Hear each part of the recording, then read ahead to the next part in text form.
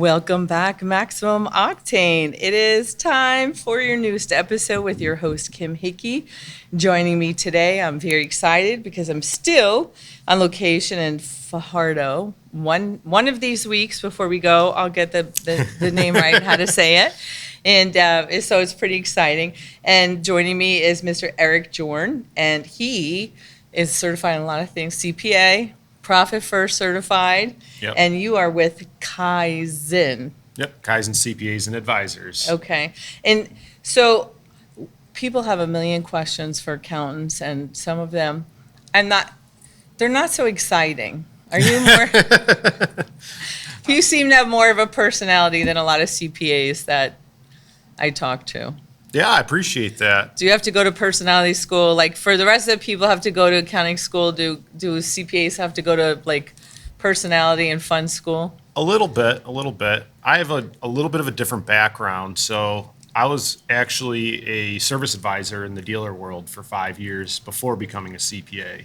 Wow. All right. What made you make that switch? It started as a college job. I was a porter at a dealership, and one crazy day, a service advisor grabbed me by the shirt and they said, "I need you to go sell this job." And I looked down on the ticket, it's a water pump. At this time, I really didn't know what a water pump was. So I walked up to somebody and I said, "Hey, this is what your car needs. There's going to be a problem if we don't have it replaced today." And then they asked me, "What does it do?" And I said, "I'm pretty sure it pumps water." I was so nervous. I was so scared. But after that, it kind of ripped the Band-Aid off. They kind of worked me in. I learned a lot about writing service, how to measure things like gross profit, average hours per RO, average RO, car count, all these different little mechanics behind it. Ultimately, while I was going to college, I thought I was going to jump into and go work for Toyota Corporate and become a district parts and service manager. Okay. But that would have involved moving to Torrance, California, and I wasn't really into that idea. So I decided to just continue with school, continue with the dealer, and then once I graduated, I wanted to hop into accounting. I tried the traditional accounting route, and I said, "This is not for me. I need to work with people." So then I hopped into into the public accounting space where I'm dealing with clients on a regular basis, and I'm still in that advisor role, just from the financial standpoint instead of from the vehicle standpoint.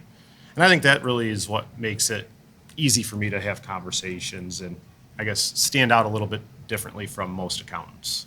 Okay, awesome. And don't worry, at the end, we're going to give some information on where they're located and all of that. And also there'll be links that you can reach out. So what are some of the things that people should be looking for when they're choosing a CPA? Because we see a lot of horrible financial statements and things come in when we take new members on. And it's really unfortunate because a lot of them say, "Oh my gosh, I turn everything over to my accountant. I turn everything over." And they're supposed to be looking at stuff and they never asked me about that. And it's such glaring, obvious things for when you look at it. It's like there's, $25,000 or $50,000 and ask my accountant, and they're like, "What's in there?" And they're like, "I don't know. My accountant put it in there." So, what do they look for? Yeah, so I think the main thing is there needs to be very clear channels of communication between you and a CPA that you're going to work with. So before you even start working with them, it's very important to say, "I have some expectations," especially if you're with a program like ATI, right? We need those financial statements because your coaches depend on those good, accurate financial data to coach the shop members.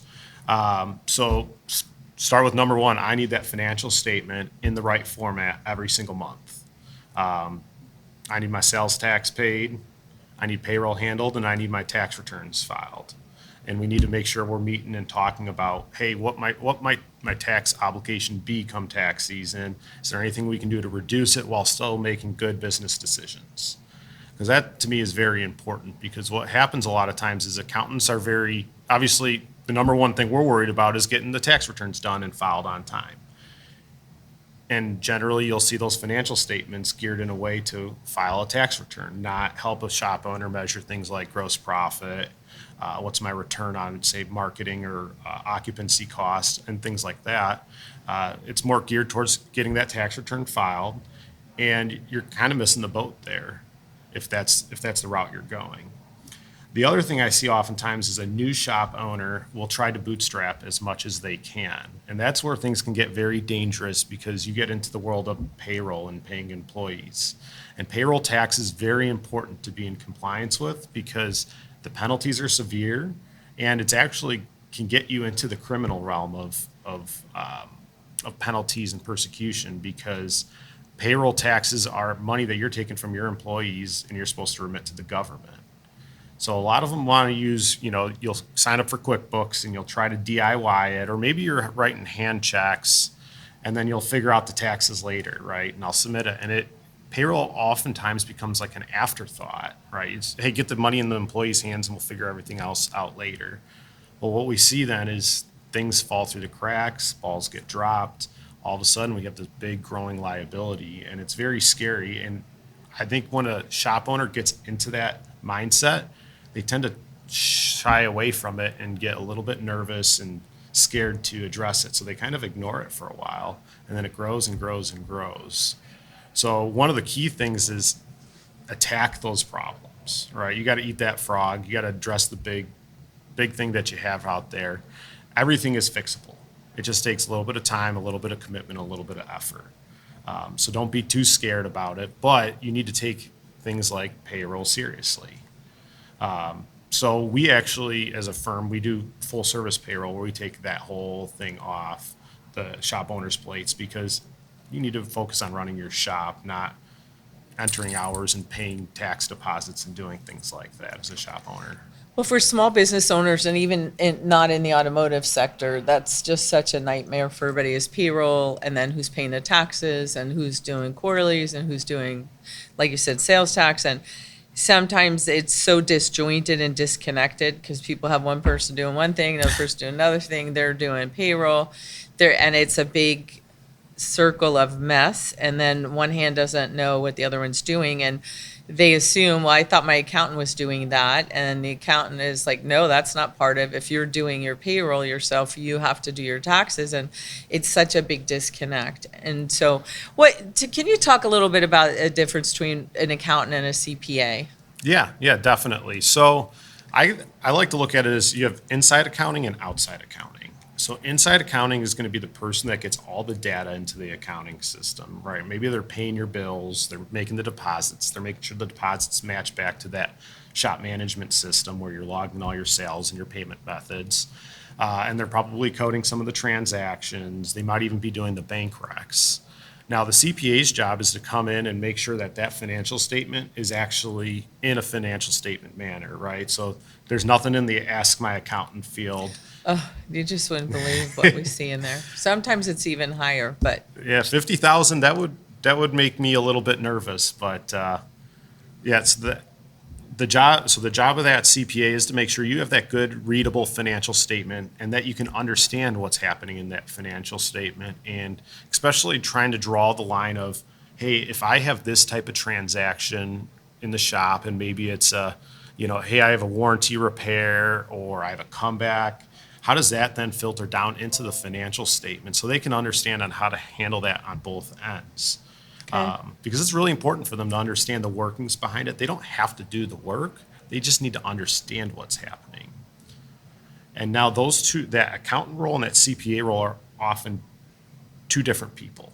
One is probably somebody working in your shop, maybe an office manager, or maybe you call them your internal bookkeeper. we see bookkeeper. People have bookkeepers, accountants, and then of course CPAs, Yep. and they really don't understand the difference. And so I wanted for sure to clarify that. Let's talk about inventory for a minute because there's so many people, and I've even had some of my friends have asked me with different businesses, can you get a look at our financial statement, and they'll have $600,000, $800,000 in inventory on the books. Yikes. And then I say, like, I've been in your hat store or oh, by the way, we had a hat contest last night. So if you're wondering what all these hats are for, they're all over. I've been in your hat. You can't have $20,000 worth of your hat store. You can't have $20,000, or some of the shops, 15, 20,000, because the parts are on demand now. People don't keep inventory. Yep. And I'm like, what the heck is this? And they're like, I don't know. My accountant, put stuff in there. And what I see a lot is people buy things and then they put it to inventory, but then when they sell it, they don't take it out of inventory and put it in cost of goods. But why don't their dang CPAs and accountants say to them, how the heck are you having $800,000 in inventory? Like, what are you doing? Yeah, I think that's I think again, it's largely a disconnect. Part of it might just not be understanding the industry very well, right? So they should know, hey, most shops don't carry a lot of inventory. If you do, maybe you're a tire shop and you have a high inventory number just because they're higher in cost, but generally it should be pretty small. And if you're using your shop management system right, you should be pulling all your direct costs from inventory based on what is logged on each ticket from that shop management system. Do you, because I am not an accountant. I mean, I took some classes, but I am not an accountant. I think it'd be great. I do watch a lot of them on TV. I like all those legal and accounting and forensic shows, forensic accounting. But I just don't understand, and I think many of our members and just small business owners don't understand that even if you don't understand the business, if you see inventory increasing by hundreds of thousands of dollars every year, or something crazy like the marketing went up $200,000, or anything, a big jump, do most CPAs just don't look at that and say, hey, Eric, this looks like there's a big increase this year. What's going on? Like, or is that too much to ask for them to do that? Yeah, I mean, assuming that, again, clear expectations up front with the If you're the accountant. only one working with your client, Yeah, and their numbers just start going wonky, or something really sticks out, should the client assume that you're gonna look and ask questions? absolutely. And we Okay. do. I mean, even if you're just coming in the door with a completed financial statement and say, hey, prepare my tax return, right? If we see things that aren't within what we expect for industry norms, we're going to stop and we're going to ask you about it. And actually most business owners don't like that we ask a lot of questions, but it's very important, right? And you bring up a very good point with inventory. If things are just getting logged in there and you're not asking, hey, is this really an accurate inventory number? Do you really have this amount on hand? We could actually be overstating profits and you're paying too much in tax. And that's just one problem. The other problem is now you're trying to operate your business on bad financials. And without good financials, it's really hard to operate your business well. It is, and it's a shame that most small business owners they don't use their P&L as a tool because they don't understand it, or they don't know what is in any of the accounts. And it's like, when we go through with them, when I start asking questions, what's in here, they're like, I don't know. And it's like, this is your financial statement. This is your money. This is your business. You need to know. You don't have to be an accountant, but Yeah. you should know, what are they coding to marketing, or were they coding to vehicle repairs or whatever. So here's a pet peeve of mine I hate. I'm telling you, it makes me crazy. Everybody I talk to, come December 31st, they're out buying cars or a tractor, or just nonsense, because their accountant said they got to spend $20,000 or $30,000 or $50,000, whatever the amount is, or they got to pay taxes on it. So one, that anybody runs out on the last day of the year to make a major purchase Yeah. is just foolish, because you're doing it on emotion and you're not researching whatever. Two, I don't think that the people they're working with, and we'll just call them accountants because that's what they say, my accountant told me, that the accountants explain to them that if you go out and buy $100,000 worth of stuff, you're not saving $100,000 on your taxes. Like, it's not a one for one. And many times they're better off not making a huge purchase and just paying the tax, and then keeping the rest of the money in the bank. Yeah. I mean, it's a huge pet peeve of mine. Good. I have a couple principles. We could be friends. We could definitely be friends, because my principles in tax planning are make good business decisions first, and we'll figure out how to make those as tax optimized as possible. But at the end of the day, if you want to hang on to cash, if you need to build reserves, you want to take money out to spend personally, you're going to have to pay tax. The only way to avoid tax is to spend the money. And unless you have excess money to spend, The tax rates, especially right now, are very reasonable. I would take advantage of that, and I would build my take these next few years to continue to build cash reserves and build that extra cushion and foundation in your business, because my prediction, tax rates are going to go up. Oof. When At- do you think that's going to happen? Right now, in 2026, a lot of the provisions that are in place right now are expected to end at the end of 2025. One of the big ones is the qualified business income deduction, and that's a 20% deduction against any profit that passes through if you're a partnership or an S corp or a sole proprietor. And that's a big deduction. It's essentially a 20% haircut on whatever your tax rate is. And tax brackets are pretty low. I mean, most shop owners aren't going to exceed the 22 to 24% tax bracket before that deduction. And you might be paying effective tax rates of 10 to 15% on average right now. That's really cheap cash, in my opinion. And the hard part is disconnecting from the flat dollar amount, right? Say you had $100,000 in profit and you're going to owe 15 grand in tax, right? I have to write a 15 grand check. That's stressful as a business owner. But 15% tax rate is really low. And actually, that's one of the reasons I started getting interested in becoming Profit First certified was they have a reserve account for taxes, and it kind of takes that sting out of it. We love Profit First.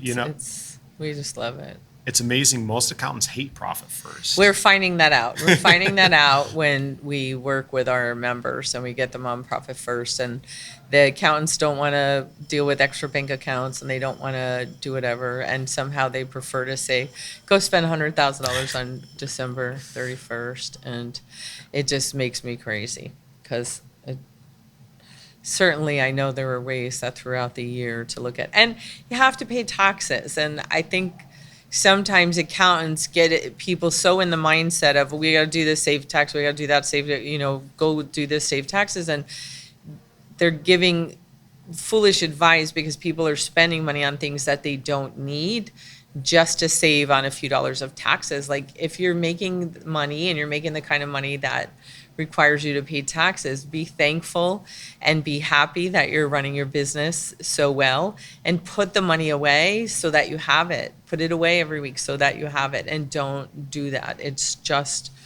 wasteful to buy a bunch of things that you don't need. It's just wasteful. How about, here's another one of my pet peeves when I see financials.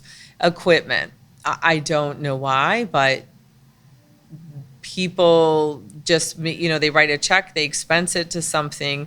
It doesn't ever go in, the equipment category as an asset or any of that stuff. And especially when people buy things on payments and somehow their accountant never picks up on, they're making this payment to, I'm going to just make something up, Snap-on or whatever every week. And they're not saying, hey, was this something big you bought that you're making payments on, or what tool could you possibly be buying for $15 a week? So, there isn't anybody looking. So what's for equipment, because I don't want to say what I think it is because I don't want to give any kind of accounting advice, but if somebody purchases something, what dollar amount is it typically equipment versus like shop hand tools or an expense? Definitely. So again, here comes a tax versus accounting concept.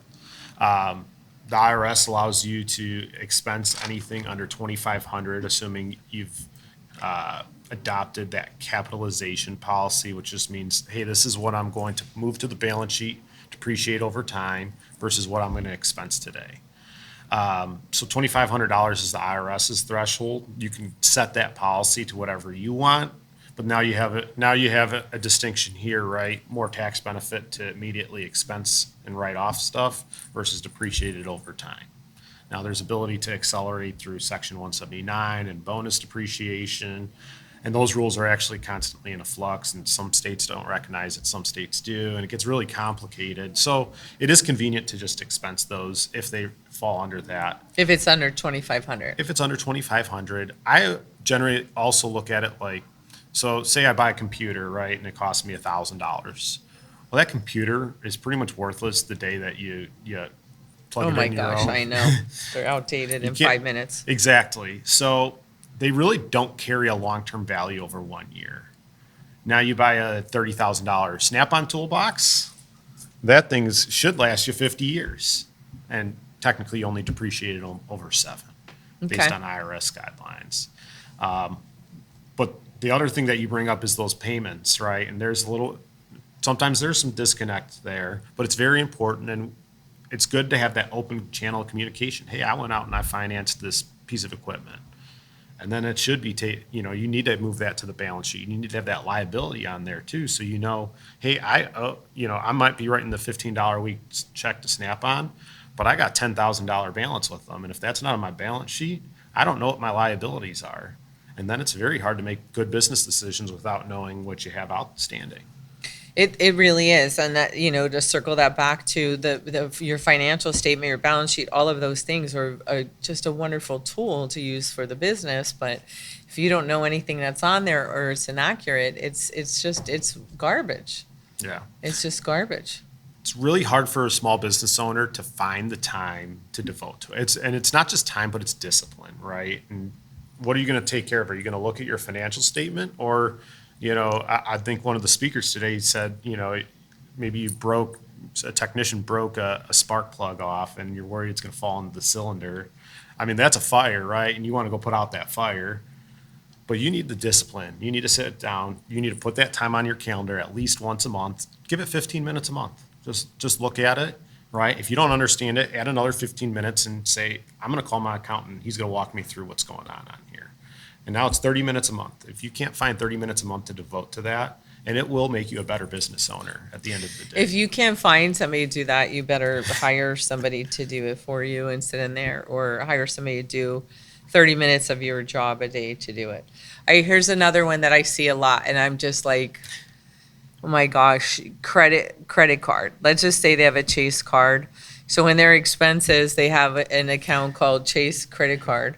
And so when they make their payments to their card, Yeah. they just put it in there, but they don't ever expense or allocate or put wherever it needs to be the purchase. So they're not like, okay, I bought a tool Yeah. and I'm going to put that into the tool account and then I'm going to put, into the liability. So they just, am I correct that there should not be an expense called Chase credit card or Amex or whatever, because that is not a thing you're buying or paying for. You're paying for something else that needs to get put somewhere else. Absolutely. Stop it. Stop doing these things. Makes us crazy. I know it's easier to do it that way, but it's wrong on two fronts, Oh right? my gosh. Splitting it out, like you talked about, right? You might have 10 different items that need to go in 10 different categories from that credit card payment. But remember, you're paying your credit card bill likely a month after you make that purchase, you make that swipe.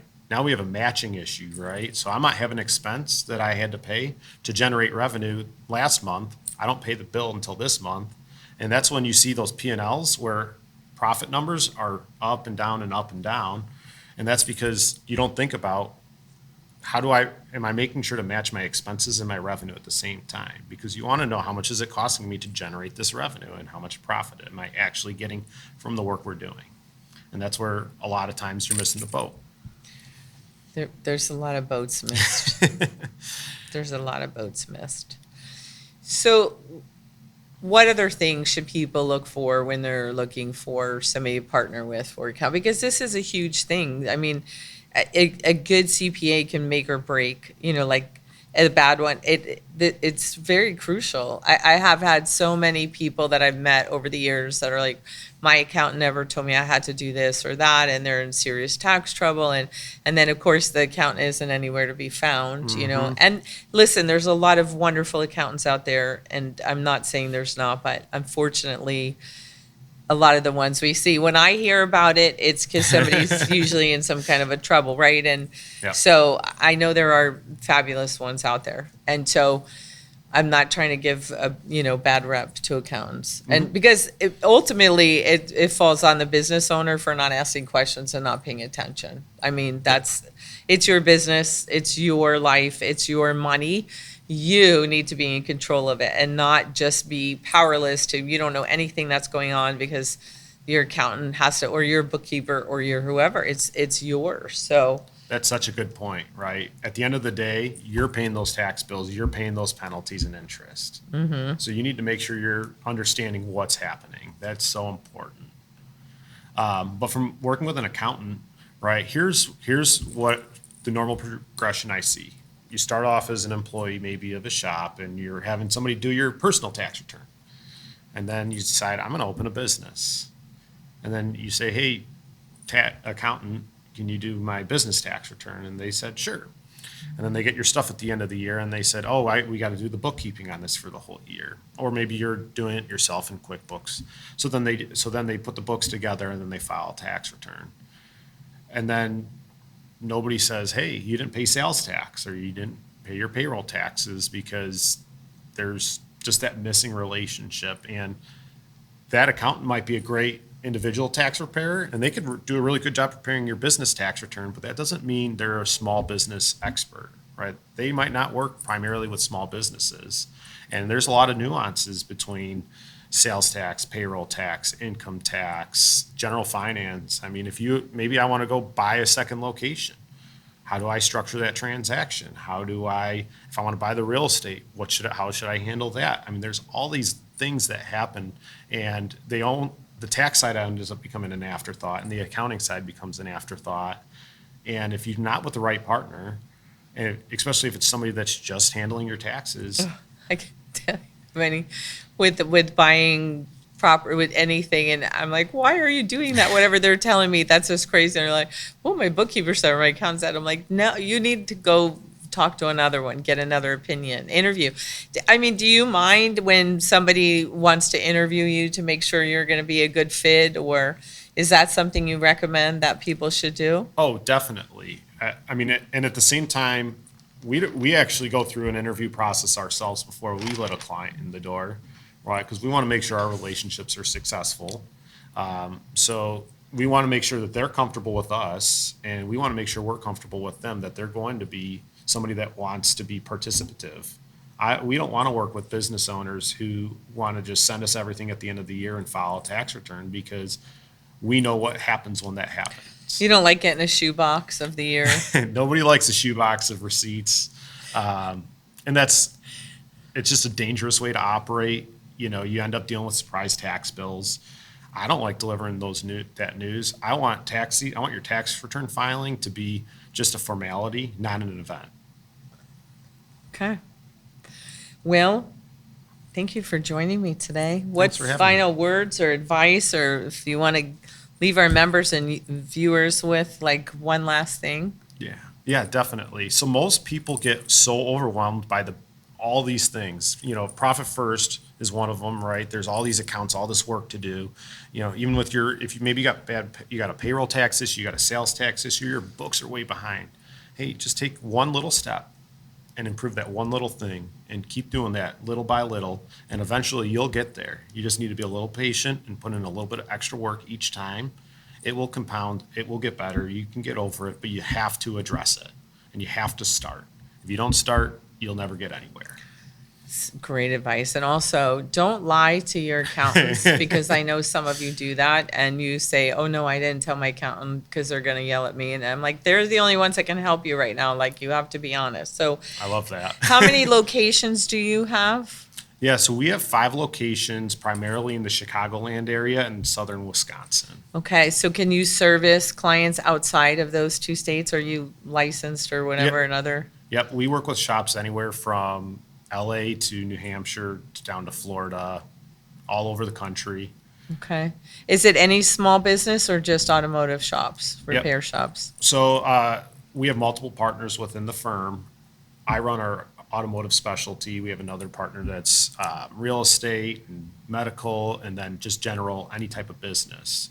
And it helps because a lot of shop owners either have other businesses or maybe their spouse owns a business. And if you can't understand all the different aspects, you might have some gaps there. Okay, so I would recommend everybody call Eric and check it out and just see, because It doesn't hurt anything. And right now, if they mention the podcast, want to tell them what you're giving them? Yeah, definitely. So when a new client signs up with us, we go through a very stringent onboarding process where we're going to evaluate your QuickBooks, your tax situation. We're going to teach you how to make sure that you're doing things correctly into QuickBooks. You're going to learn and understand your financials, and we're going to get all your financials up to date in the right place. And we're going to set up those processes for that. So normally we charge an onboarding fee for that. If you listen to this podcast, mention it when you contact us, we'll give you 50% off that cost. Perfect. Well, thank you so much. This was you. very informative. And I see we're going to be really good friends because you have the same pet peeves I do. I love this podcast. I like talking about pet peeves, and especially when people can learn from him. Oh, I know. And, it's just unfortunate because with anything, whether you get a doctor, a lawyer, an accountant, a technician, people just assume that they are an expert and, have great values and know everything and are going to educate you, and they trust just at face value. And you have to ask questions. It's the end of the day. It is you, your mind, your body, your financials, your business. Ask questions. Don't take anybody's thing just as gospel, for lack of any better way to say it. So, all right, everybody, stay safe, make good choices, and stay inspired. And I will be back next week.